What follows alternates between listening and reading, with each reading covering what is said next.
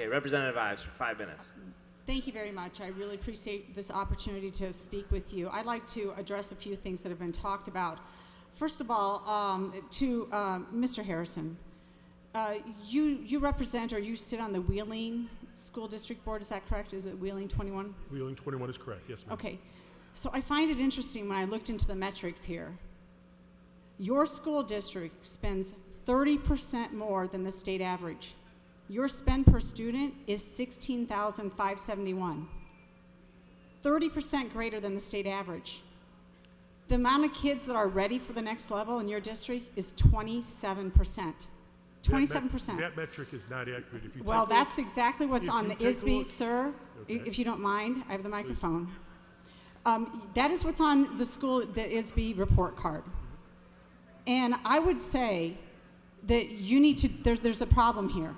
There's plenty of districts with the same number of low-income students that are performing at much higher standards for that price, 30% more. Now, I had a confrontation with some educators yesterday in Ed Approps, and in that situation, they claimed that they paid for their pensions, they claimed that they were fiscally responsible, and then I find out that 100% of the employee share was picked up by taxpayers. They paid actually nothing towards their pension. And then I found out that 100% of their costs for health care was picked up by the taxpayers. They paid nothing. So we have a disconnect here on costs that are being burdened by the taxpayers and districts telling us they have no money. There's a problem here with the overspending. So I'd like to go to Mr. Dabrowski.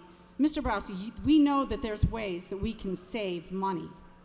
And we also know that Illinois is somewhat of an outlier. Could you talk a little bit about some of the impacts, the negative impacts of programs that we have where we could actually provide savings to school districts? So if they want to give that generous amount of benefits, that the taxpayers get savings on another side? I'm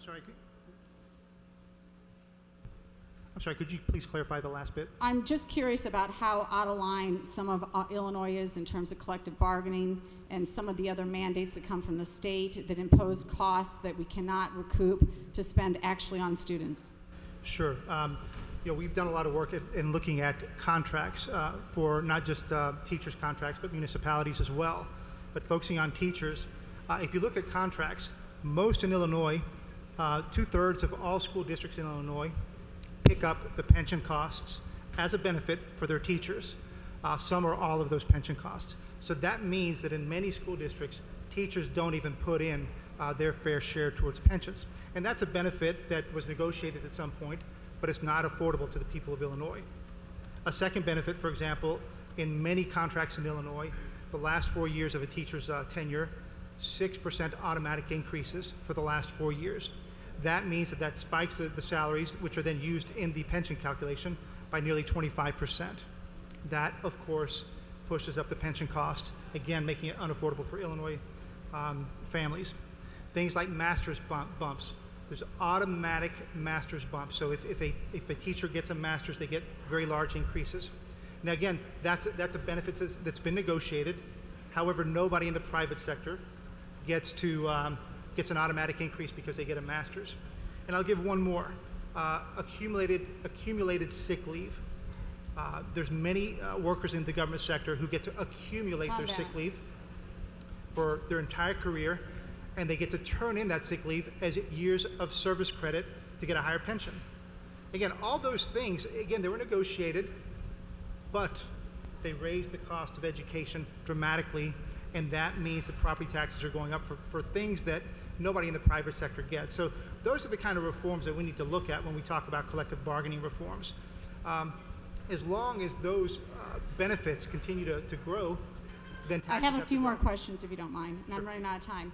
Just to the realtors, have you heard from other people that there's actually a problem with the discounting of property up for sale based on the taxes? Yes, we have heard those same stories, Representative. Yes, so there's no question that is happening at all. The other thing that I want to talk about is, have you seen a difference, though, commercial and industrial having an impact on residential property? Could you address that? When there's a commercial base, Or is that Yeah, what when you- there's a you're- better commercial base, doesn't residents do better? Doesn't that help Right, pick up? because it's an extended tax base, yes, yes. Okay. And a diverse tax base, paying into property taxes certainly helps everyone. Okay, and finally, just to note, I mean, we've taken 17 votes in the last General Assembly on property tax freezes.